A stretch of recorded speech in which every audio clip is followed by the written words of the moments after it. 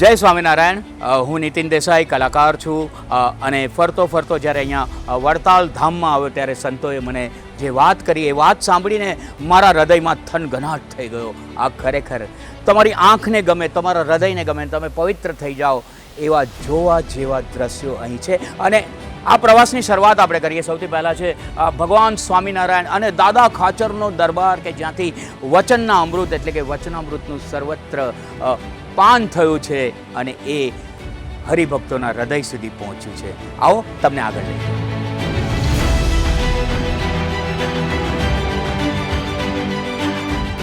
અહીં સનાતન ધર્મના કેટલા બધા ભગવાનોના દર્શન સહેજે થશે. એમાં પણ હનુમાનજી. આ જીવનમાં કોઈ પણ કષ્ટ આવે તો હનુમાન દાદાના ચરણોમાં, અને આ તો કષ્ટ ભજન દેવ, કષ્ટ સહેજે દૂર કરી નાખે એવું આ સુંદર મજાનું વડતાલ ધામનું આ આયોજન. અને એમાં પણ રાધા કૃષ્ણ દેવ, હું રાધા તું શ્યામ. હવે આ હૈયું ગોકુળ ગામ, આપણા હૈયાને પણ ગોકુળ સમૂહ બનાવી દે એવું આ પ્રદર્શન. અને આપણે જેમ આગળ જઈએ તો શંકર ભગવાન, દેવોના દેવ મહાદેવ, આહા કેવા ભોળા ભગવાન. માત્ર વંદન કરવાના, બસ તમે તરી જાઓ મારો કાનુડો. અને આ વાંસળીના સુરમહી વહેતું ન મેલો ઘનશ્યામ. દિવસ ને રાત ની તે નિંદા કરે છે પેલું રૂડું ગોકુળિયું ગામ. રાધાનું નામ તમે વાંસળીના સુરમય. કેટલું અદ્ભુત અહીંયા દ્રશ્યો છે. આપણે જોઈ રહ્યા છીએ ભગવાન સ્વામિનારાયણ અને બધા જ પરમહંસો, આ બધા સંતો કેટલું બધું જ્ઞાન આપ્યું છે. પ્રેમાનંદ સ્વામી, બ્રહ્માનંદ સ્વામી, મુક્તાનંદ સ્વામી, આહા નામ લો એટલા ઓછા. એ સનાતન ધર્મની પરંપરા અને આજે પણ આગળ વધી રહી છે. અને મને તો ખરેખર અહીંયા સ્વામીજી તમે દર્શન કરાવ્યા, હું ગદગદિત થઈ ગયો છું. આ ધોલેરા ઉત્સવ 200 વર્ષ જ્યારે પૂરા કરે છે ત્યારે લાગણીનો, ભક્તિનો, ધર્મનો, જ્ઞાનનો વરસાદ વરસવાનો છે.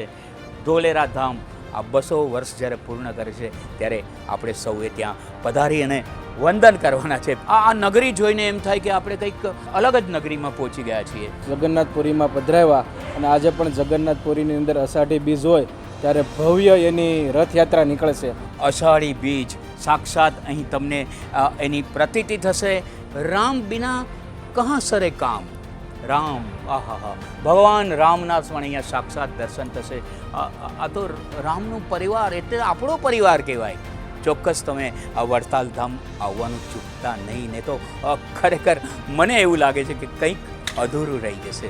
અને આ હિંડોળાની મુખ્ય વિશિષ્ટતા એ છે કે 12 બારણે 12 સ્વરૂપે ભગવાન સ્વામિનારાયણે સૌને દર્શન આપેલા. અને એ વખતે કવિ નિષ્કુળાનંદ સ્વામી એમણે લખેલું, વડતાલ ગામ ફૂલવાડી રે હિંડોળો આંબાની ડાળ.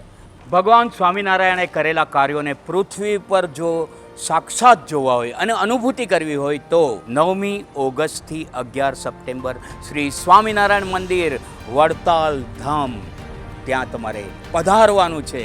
કારણ કે આ એક તક છે.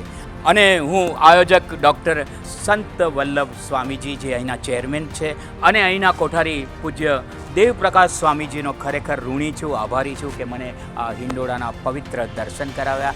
પણ હા, રમેશ પારેખ લખે છે ને એમ કે આજે વરસાદ નથી એમ ન કહીએ રમેશ, હશે આપણે ભીના ના થયા. અહીંયા પણ ભક્તિનો વરસાદ વરસવાનો છે.